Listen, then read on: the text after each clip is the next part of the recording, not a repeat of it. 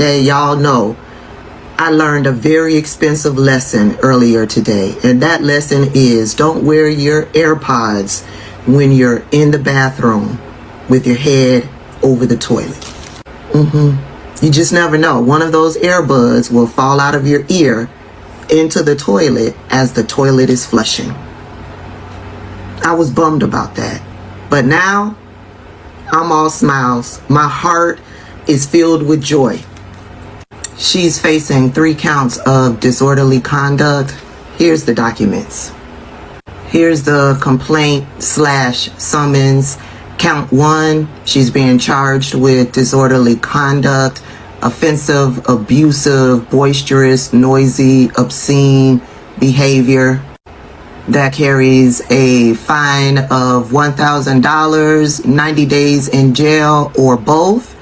Count 2 is the same, disorderly conduct, offensive, abusive, boisterous, noisy, obscene. It carries 90 days in jail or $1,000 fine, or both. Count 3 is the same, disorderly conduct, offensive, abusive, boisterous, noisy, obscene. It carries 90 days in jail, $1,000 fine, or both. All 3, the level of offense is misdemeanor charges. Here's page 3 of the complaint. Pause to read. Here's page 4 of the complaint. Pause to read. Here's page 5 of the complaint. Hello guys, welcome back to my social commentary. I hope you are doing good and you are watching this video. Like we always say, we are not criticizing, neither are we supporting. All we are doing is publicizing. We are trying to make information go viral. So the Rochester community is seriously fighting for justice, as this woman named Shiloh Hendrix is facing 3 criminal charges over calling racial slur at a 5-year-old autistic Somalia boy in a playground confrontation. So if today is your first time of coming across our video, do well to subscribe to our channel and tell us what you think about this video in the comment section. Let's watch how it all happens. Hey, y'all know I learned a very expensive lesson earlier today, and that lesson is don't wear your AirPods when you're in the bathroom with your head over the toilet. You just never know. One of those earbuds will fall out of your ear into the toilet as the toilet is flushing. I was bummed about that, but now I'm all smiles. My heart is filled with joy. She's facing 3 counts of disorderly conduct. Here's the documents. Here's the complaint/summons.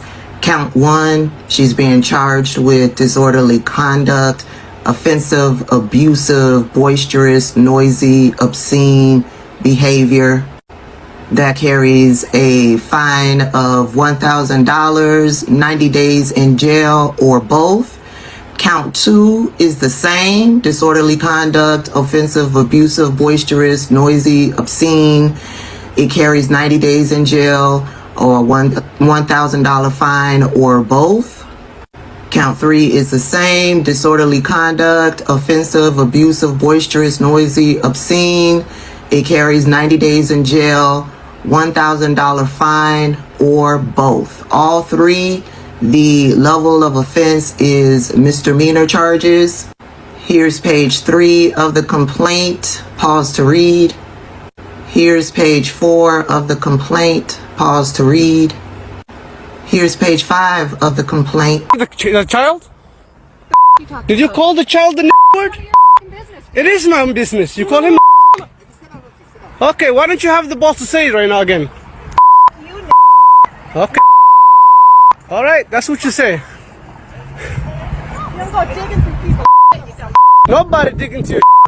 A little kid just did, you dumb. That little kid, you call him a. The little child? What if he acts like one? He's gonna. Are you about to hit him? You chase him here? He took my son's stuff. So that gives you the right to call the child 5-year-old and the N-word. If that's what he's gonna act. That's like. what you're gonna call him. That's what he's gonna act like. You know that's a hate speech, and you can be the that. I don't give a. Huh. Okay, we'll see about that, what the internet has to say about you. Say we're going to protect children because they don't have a voice. So we're not going to allow fundraising for abortions on Give, Send, Go, and we're not going to allow fundraising for the transition of children. Okay, but what about a fundraising on Give, 5-year-old Send, Go. child being? What about a 5-year-old black child being called the N-word? What about that? Where does the protection for that child come in? Well, that's their parents' responsibility. That's like if my child, and I have several children, if my child was called something bad, I would take my child aside and I would tell them. But you just said that one of the caveats. You just said one of the caveats for Give, Send, Go is the protection of children. You talked about the transitioning process. You talked about abortion, which is obviously your Christian perspective on that. And I'm simply saying, why doesn't it include children being racially abused? Why is that suddenly the parents' responsibility, not yours as a platform? No, because where there are literally enriched on Give, you are Send, going to Go. make well, look, let me just spell it out to you. The way things are going, you're going to make a millionaire out of a woman who racially abused a child. Hey everyone, so remember this woman, Shiloh Hendrix, the woman who hurled the N-word at a 5-year-old black child? Well, take a look at this. She was charged with misdemeanors. She was charged with 3 misdemeanors after allegedly yelling racial slurs at a disabled black child. She was charged with 3 counts of disorderly conduct. Each charge carries a maximum of 90 days in jail and or a $1,000 fine. Meaning, if Shiloh Hendrix is found guilty, she could spend 270 days in jail and or have to receive a fine up to $3,000. Okay, I think it's time for us to actually talk about this because I keep seeing people spreading misinformation and I keep seeing this defeatist attitude with people talking about like racist people making a Give, Send, Go or a crowdfunding site. So let's talk about that. I am most known for fighting back against racist profiteers. I'm known for taking down systems that are profiting from harm. That is what I do as an activist. But one of the things that was the most viral was when a white lady in Minnesota called a black child the N-word, and then she started a fundraiser that raised like $750,000. And a lot of people jumped in, I guess, at the end of that, and they did not follow the way that story actually unfolded. That woman did not just pocket $750,000. We actually froze that entire fundraiser at $600K to the point that it was taken down. And then she came back to the internet, and not her, but she had a family member begging for help, saying she was in financial crisis because she could not touch the money. All of this stuff is documented on my threads. And what I don't like and what I want to clarify is y'all keep talking like that woman won. Even if she had pocketed that money, y'all don't know how that story ended for her. When that story went viral, a lot of other victims came out. Dozens of other people in Minnesota came out and said they had an experience with this white woman terrorizing them. A lot of them kids. And I know this because I had multiple sources, someone who worked with the NAACP in Minnesota. So I actually spoke to the man who recorded the video, so he knew and he had talked to authorities. And I spoke to someone who is a reporter and was investigating it in that area. And they all confirmed that multiple victims came out and that the Minnesota Police Department was currently investigating multiple situations to bring that woman up on charges. And that woman booked it. She disappeared and she is still in hiding, but if she ever shows her face again, there are now countless victims who she will have to answer to. So I realize that a lot of y'all, if you don't follow my threads, might not know all the facts about that. But when that video went viral, according to multiple sources, the authorities had already been investigating her. She was already a criminal. And when she went viral, it pulled off that mask and she couldn't hide anymore. And I suspect that's why she was raising those funds. She wanted to run away from the bullshit that she had already done. And she tricked those white supremacists into helping her. So not only is she now facing multiple charges for hate crimes if she ever shows her face again, but also the families of her victims are getting together and seeking legal representation to collectively sue her. Not to mention that the entire thing is taxable. So if by some miracle and white supremacist exception she was able to get through the banks and get that money, whether it's a lump sum or not, that whole thing is taxable. Those donations are not scot-free because they were paying her for her appearance in a viral video. And in the United States, that counts as income. It is a performance The same way content creators pay taxes, she will have to pay taxes on that. Not to mention the fact that only nonprofit organizations registered legally are tax exempt. So if that money was sent to her personally, there's a limit to what she can receive as a gift, and the rest will be considered taxable income. So eventually the IRS will come knocking, and she better hope she has about $350K to give them. So I don't know what y'all would consider that, but to me, that is not a win. So y'all remember the racist lady that was slurring racial slurs at the little boy that had autism that took her son's toy, right? So she raised all this money she raised by all of these people that, of course, are racist just like her. She raised all this money for a black woman to get it reported, and she does not have access to that money. And the people that donated, they're not getting their money back. So on top of her being racist on recording, and she knew she was on recording, slurring slurs, she lost her job and she started a GoFundMe or whatever site it was. It wasn't GoFundMe, it was another site that she had started. Started the site, raised all this money. You know, people were commenting all of the racial things that they were commenting on there. And for her to donate all this money for a black woman to get it reported, and she no longer has access to that money, and the people that donated, they aren't getting it back. So Shiloh Hendrix came out and said, hey, I'm getting all that money. It's still coming. They're not holding it back. So like, whatever, right? I just see it as a tax on racists. They're paying her their money, zero-sum game.